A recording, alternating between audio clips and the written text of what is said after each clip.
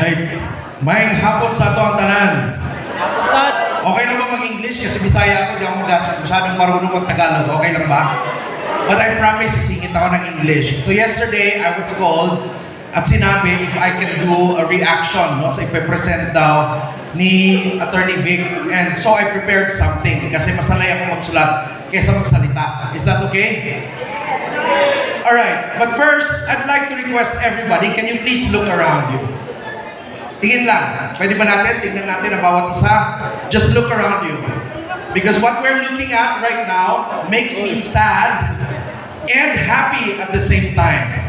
Sad because if you look around you, we could probably count the young people with our fingers. And I'm sad about it because according to projections, by 2028, a little less than 70% of the voters will be coming from 18 to 44 years old. So, if we want to be able to elect the next officials, that means we have to win the young people. But also, I'm very happy today because of this gathering, right? Because we stand today not because we have the same party, not because we have the same color, but we stand today because we love the same country. At ito yung nagdala sa atin dito. But also because deep in our hearts, we understand that something is very wrong. Tama po ba? You know, ang dami ng sinabi kanina ni Attorney Vic, and everything he said are not just facts and numbers. They are not, but they are actually lives of people, and they are signs, signs of a nation in danger. And they are barometers of collapse. At bakit nangyari ito? I personally believe nangyari ito, and I know you share the same belief about it. It's all because leadership in this country is failing. Under BBM, walang clear reforms, walang clear vision, walang direction, and instead of solutions, nakikita natin puro press conferences instead of policy. Tama ba?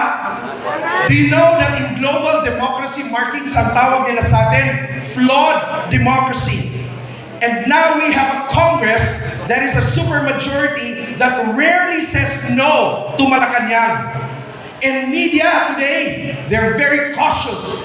They are captured. They are controlled. Commissions and investigations appear to be working, but they are there to cover up and control the narrative. And then, of course, narinig natin yung pinakamalaking scandal, right? Flood control scam, 100 billion budget, and all of that. And Malacanang spin is telling us about anti-corruption drive, infrastructure commission. But the world and the Filipino people are asking, if the masterminds sits at the top, can the system really clean itself? Wala tayong maaasahan if the ones who have the power are also the ones who are involved. And so this country is not just facing corruption, we are facing a state capture. A system where those who design the budget benefit from the budget, and also the same people who investigate the budget. That is not governance, my friends. That is a syndicate. And I tell you, I went to a recent trip to be part of an international think tank. And there I met some businessmen and also some diplomats. And I assure you, the ASEAN governments, investors, and partners are watching us. You know, ASEAN is one of the regions in the world with the strictest laws against illicit drugs. Kaya yung revelation ni Senator Amy Marcos is not contained within the Philippines because it will go to ASEAN drug control forums, intelligence reports, it will affect risk assessment about the Philippines, it will, and also through quiet diplomatic conversations. Ibig sabihin, maaapektuhan eventually ang bilateral cooperation ng ating bansa with the ASEAN. Hindi nila ito sinasabi outrightly and publicly, but I know that they will act quietly, downgrading intelligence cooperation with our nation because they cannot risk sharing information with a country whose leadership is drug compromised. At sa mga investors naman natin, you know, and I'm so glad kasi sinabi nila, we're done hearing all the claims of your palace. But what we are looking right now are the failing markets, collapsing FDI, weakening currency, rising political instability, allegations of a drug-using president. And unless we save the Philippines, the bad news is, we are bound for collapse. Gusto ba natin yon? Gusto ba natin yon? Magko-collapse tayo. But I have good news for you. Amid all of these, and instead of totally walking away from the Philippines, the world saw something else. They see you in massive rallies. Millions of people praying, marching. They see the people's courage start standing in the rain for truth and accountability. And do you know what diplomats are whispering right now? They're probably saying to each other, the Filipino people may be more stable than their government. But this is both painful but powerful. Powerful because it means that we are the last line of defense when institutions are captured. We are the remaining institution that still works in this country, and the foreign investors are reading us. Now, naririnig natin yung idea floating around about other groups on the idea of transition council, a caretaker, a revolutionary setup to bypass succession and avoid letting VP Sara Duterte assume office if Marcos steps down. Pero ang katotohanan, my friends, and I don't understand why this is being talked about even in media, and DILG hindi pumapalag dito. Because a transition council, truth is, it is a power grab disguised as reform. It is a coup, it's a coup in slow motion. A shortcut that will break this republic, or worse than corruption already has. It is an unconstitutional power grab that benefits only the architects of this transition. And the most alarming part, the PNP isn't pushing back. The same organization, DILG, that over-prepared on November 16 and 17 is suddenly quiet about this. And the palace is not even condemning it. And that silence speaks of volume. But guys, wag tayong mag-give in. Look at history and look at the world. Myanmar, 2021. A temporary council justified by political crisis led to a civil war and economic implosion. Thailand, 2006 and 2014, multiple reform councils resulted in military dominance, suspended rights, and institutional decay. Egypt, from 2011 to 2013, a transition council captured by competing elites collapsed into authoritarian rule. Sudan, 2019, a shared civilian-military council promised stability. It delivered coups, famine, and fragmentation. So the pattern is clear. When there is something like that, people suffer. The economy collapses. Power consolidates among the few, particularly the architects of such transition. And legitimate succession dies, and trust never returns. Why? Because transition councils only work for those who sit on the council, never for the nation. Every country that bypassed constitution in crisis paid the price. Ask me why. Because once you throw away the rules, the future leaders who will assume leadership can also throw them away too. So we must never allow political factions, whether yung mga PIC, mga makabayan, yung LBM, to rewrite the Constitution just like that, just because they fear Sara Duterte. If Marcos goes down, the Constitution is very clear, right? So we must not offer extra constitutional shortcuts. And friends, PNP might be silent right now, institutions might be timid, political blocs might be scheming, But the Filipino majority still holds the final say. Tayo yon!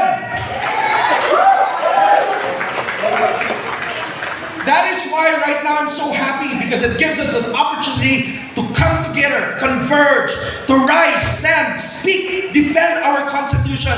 Because if us, the majority, stays quiet, others will decide for the future of our nation. And here's the truth they don't want us to realize. Tingnan nyo bawat isa. Luzon, Visayas, Mindanao. Pare-pares tayo ng pinaglalaban, and this is the truth. We are still the constitutional majority. Yes. They may be winning the propaganda war, but we are the majority. And as the constitutional majority, today we are awake. The majority is angry. The majority wants accountability. The majority rejects corruption. But media tries to drown our voice. Surveys try to manipulate perception. The administration and its allies try to divide our unity. Propaganda tries to make us feel outnumbered. But that is not the truth. We are not outnumbered. We are just outshouted. Dahil hindi pa ganun kalakas ang sigaw natin. And friends, even if we are the majority and we have the numbers, understand that unused numbers can also become numbers unseen. Pag hindi lumakas ang boses natin, parang hindi tayo nag-exist. But thank God, today we write history. This is the coalition that will change that. So NCR must rise, Luzon must rise, Visayas must rise. One voice, one pressure, one stand, one republic. Because you know what? No investor, no ally, no institution will save us if we, the people, do not rise first. Remember this. A nation collapses when people wait for permission to act. Ang problema natin, naghihintayan tayong lahat. But a nation rises when people move even without permission.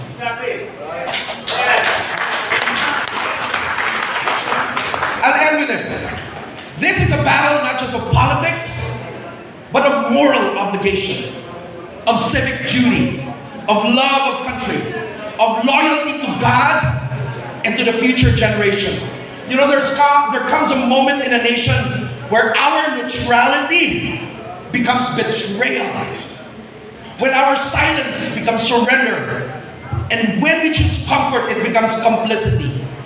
But when that moment comes, we decide, are we gonna kneel to corruption?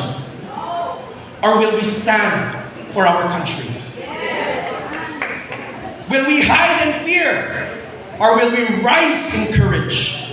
Will we pass this crisis to our children? Or confront it now? History is calling us, the world is watching us, and our children and our children's children, those who are yet unborn, will judge us.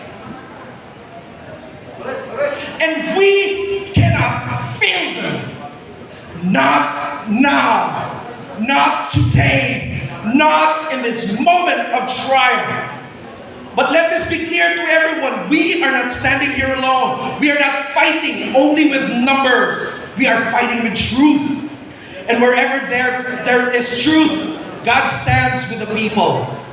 Throughout history, from our liberation to EDSA, to every moment when darkness tried to rule this land, God has always been on our side. Always been on the side of Filipinos who took the courage over fear, justice over silence, and country over self. When a nation cries out for justice, the Bible is clear about that. God hears, God moves, God aligns the people, God corrects what a corrupt power tries to destroy. And that is why we say today with conviction, if we stand for what is right, God is for us. If we fight for the nation entrusted to us, God is for us. If we move to save the Philippines, God Himself goes ahead of us. Lastly, if Tatay Digong were here, If Tatay Digong were standing here today, nakatingin sa nangyayari sa bansa, watching this government crumble under corruption, watching institutions manipulated, watching the people suffer, watching the Philippines dragged to the brink, you know exactly how he would react. And we know that the man never minced words. He never hid from the truth. He never sugarcoated anything. And I know if he were with us today, ito sasabihin niya, alam ko, pagod na kayo. Pero huwag kayong matakot. Huwag kayong umatras. Ang Pilipinas, hindi pag-aari ng mga magnanakaw. Ang bansa ninyo, ito ang tahanan ninyo. Ito ang dugo at kinabukasan ng mga anak ninyo. Huwag ninyong hayaang sirain ng mga kahaman at traidor. And perhaps he would be pointing his finger on us, piercing our conscience, as he would say, kung mahal ninyo ang bansa, ipaglaban ninyo. Lumaban kayo para sa Pilipinas, katulad ng paglaban ko noon. Walang atrasan, walang iwanan, walang takot. And he would add, may Diyos, may bayan, may katotohanan. At pag nagsama ang tatlo, walang makakapigil sa inyo. And he would say, ang pinakamasakit pero pinakatotoo, pag lumuhod kayo ngayon, luluhod ang mga anak ninyo bukas. Pero pag tumayo kayo ngayon, tatayo ang buong Pilipinas. So mga kababayan, the answer is here, the answer is now, the answer is us.